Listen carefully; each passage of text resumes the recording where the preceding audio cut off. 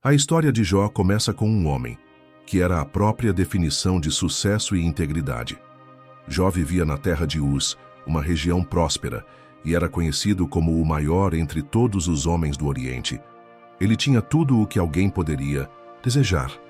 Uma família numerosa, com 7 filhos e 3 filhas, e uma riqueza impressionante, incluindo rebanhos imensos de ovelhas, camelos, bois e jumentos. Mas o que realmente destacava Jó não era sua riqueza material, e sim sua devoção a Deus. Ele era descrito como um homem íntegro e reto, que temia a Deus e se desviava do mal. Jó não apenas vivia uma vida moralmente correta, mas também era profundamente espiritual. Ele se preocupava com o bem-estar espiritual de sua família. Após cada festa que seus filhos realizavam, Jó oferecia sacrifícios a Deus, preocupado que talvez eles tivessem pecado em seus corações.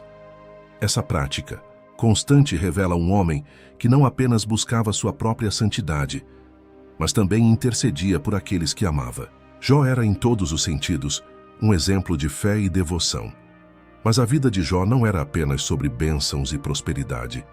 Ele era um homem que agradava a Deus não por causa do que possuía, mas por quem ele era. Sua integridade era genuína e sua fé não dependia das circunstâncias ao seu redor. Essa devoção inabalável chamou a atenção de Deus, que o considerava um servo fiel. No entanto, essa mesma integridade seria posta à prova de uma maneira que Jó jamais poderia imaginar.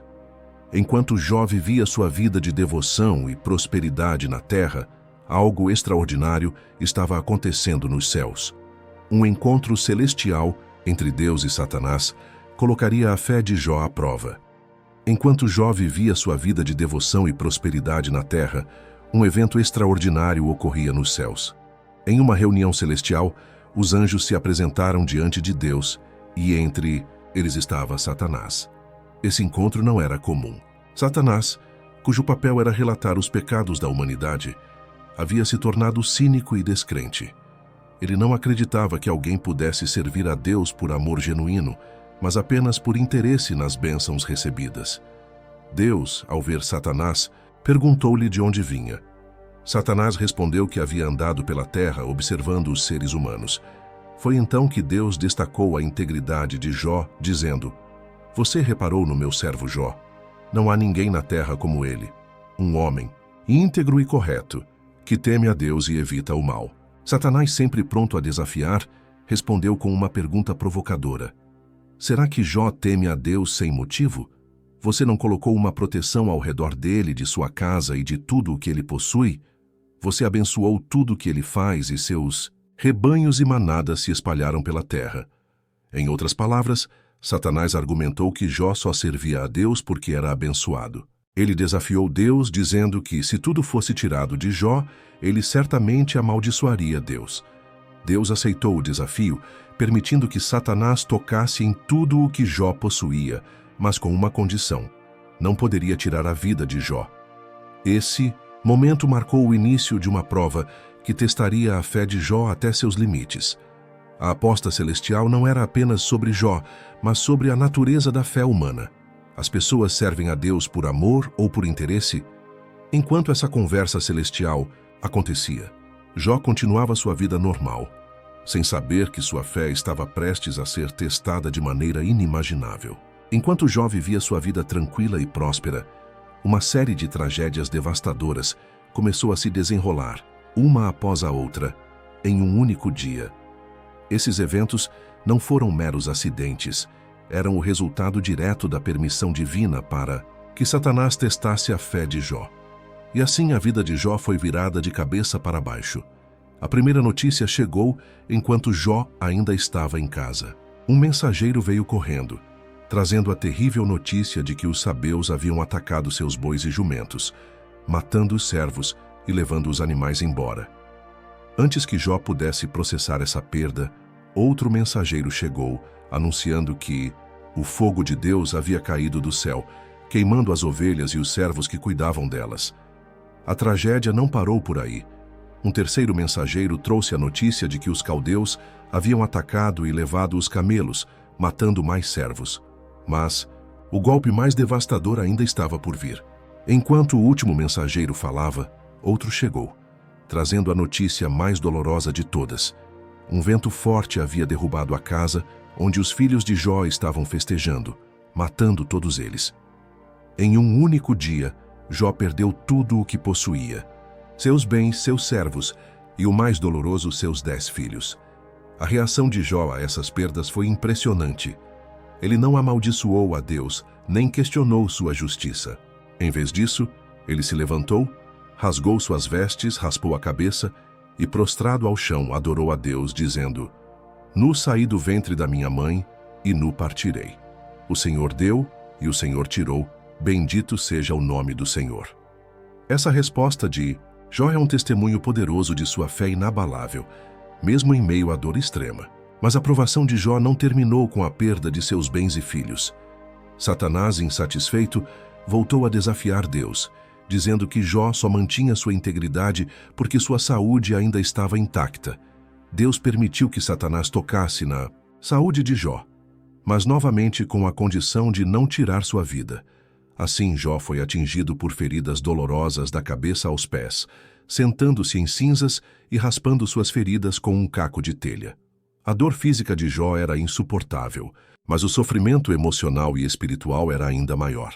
Ele se sentia abandonado por Deus, cercado por amigos que, em vez de consolá-lo, o acusavam de pecados ocultos. A esposa de Jó, em sua própria dor, sugeriu que ele amaldiçoasse a Deus e desistisse da vida. Mas Jó, mesmo em meio a tanta agonia, manteve sua integridade, recusando-se a culpar a Deus por suas tragédias. Enquanto Jó lutava para entender o porquê de tanto sofrimento, 3 amigos chegaram para consolá-lo.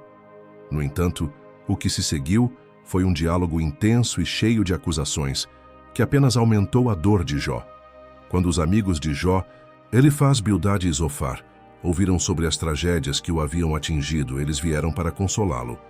Inicialmente, eles ficaram tão chocados com a condição de Jó que ficaram em silêncio por 7 dias e 7 noites, sentados com ele em sua dor. Esse silêncio, embora respeitoso, logo deu lugar a um diálogo intenso e muitas vezes doloroso. Elifaz foi o primeiro a falar. Ele argumentou que Jó, que antes consolava outros em suas aflições, agora estava sendo testado por Deus. Elifaz sugeriu que o sofrimento de Jó era uma correção divina, uma forma de Deus discipliná-lo por algum pecado oculto. Ele aconselhou Jó a se arrepender e buscar o favor de Deus, prometendo que, se ele fizesse isso, sua prosperidade seria restaurada. Bildade seguiu o mesmo raciocínio, mas foi mais direto em suas acusações. Ele insinuou que os filhos de Jó haviam pecado e, por isso, foram punidos com a morte. Bildade pressionou Jó a se humilhar diante de Deus, sugerindo que sua resistência em admitir sua culpa só prolongaria seu sofrimento. Zofar foi o mais severo dos 3. Ele afirmou que Jó estava sendo punido menos do que merecia e que, se ele realmente se arrependesse, Deus restauraria sua vida. Zofar chegou a dizer que Jó estava sendo presunçoso ao questionar a justiça de Deus. Jó, por sua vez, respondeu a cada um de seus amigos com uma mistura de dor, frustração e indignação. Ele rejeitou suas acusações, insistindo em sua inocência. Jó sabia que não havia cometido nenhum pecado grave que justificasse tamanho sofrimento. Ele clamou por justiça, desejando que Deus aparecesse para explicar por que ele estava passando por tudo aquilo. Em meio às suas respostas, Jó expressou um profundo sentimento de abandono. Ele sentia que Deus havia se tornado seu inimigo, permitindo que ele sofresse sem motivo aparente. Jó chegou a questionar a justiça divina, perguntando: por que os ímpios prosperavam enquanto ele, um homem justo, sofria tanto? No entanto, mesmo em meio à sua angústia, Jó manteve um lampejo de esperança. Ele expressou sua crença em um Redentor vivo, que um dia se levantaria e defenderia sua causa. Jó acreditava que, mesmo que ele morresse, um dia veria a Deus e seria vindicado. Enquanto Jó e seus amigos debatiam, Deus observava tudo em silêncio.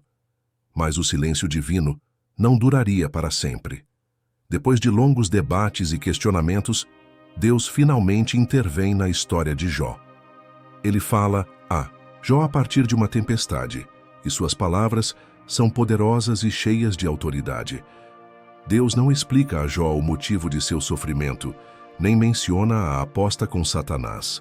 Em vez disso, ele questiona Jó sobre a criação e a soberania divina. Deus começa perguntando a Jó onde ele estava quando a terra foi criada. Ele descreve sua obra na criação dos mares, das estrelas e dos animais, destacando que Jó não tem conhecimento nem poder para compreender plenamente os mistérios do universo. Deus pergunta a Jó se ele pode controlar as forças da natureza ou entender os caminhos dos animais selvagens, como o behemote, hipopótamo, e o leviatã, crocodilo. Esses questionamentos servem para lembrar a Jó da grandeza e da sabedoria de Deus, que está além da compreensão humana. Deus não está defendendo suas ações, mas mostrando a Jó que ele, como ser humano, não está em posição de questionar o Criador. A mensagem é clara: Deus é soberano e seus caminhos são insondáveis. Jó, ao ouvir as palavras de Deus, é levado a um profundo senso de humildade.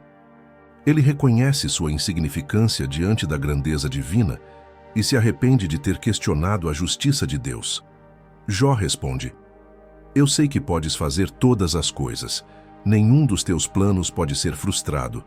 Eu falei do que não entendia, de coisas maravilhosas demais para mim que eu não conhecia. Agora os meus olhos te viram. Por isso me abomino e me arrependo no pó e na cinza. Deus então repreende os amigos de Jó por não terem falado corretamente sobre ele, como Jó havia feito. Ele ordena que eles ofereçam sacrifícios e que Jó ore por eles. Após a oração de Jó, Deus restaura sua fortuna, dando-lhe o dobro de tudo o que ele havia perdido. Jó recebe novamente 7 filhos e 3 filhas, e vive uma vida longa e próspera, cercado por sua família e bênçãos. A restauração de Jó não é apenas material, mas também espiritual. Ele experimenta um renovado senso de propósito e fé, entendendo que mesmo em meio ao sofrimento, Deus está no controle. A história de Jó nos ensina que a fé genuína não depende das circunstâncias, mas da confiança na soberania e na bondade de Deus. A história de Jó é um poderoso lembrete de que, mesmo quando não entendemos os planos de Deus, podemos confiar em sua sabedoria e amor. Se você se sentiu inspirado por essa jornada de fé, não se esqueça de se inscrever no canal, ativar o sininho para receber notificações e deixar seu comentário sobre o que mais tocou seu coração nessa história. Compartilhe este vídeo com alguém que também precisa de encorajamento e junte-se a nós para explorar mais histórias fascinantes da Bíblia. Até a próxima!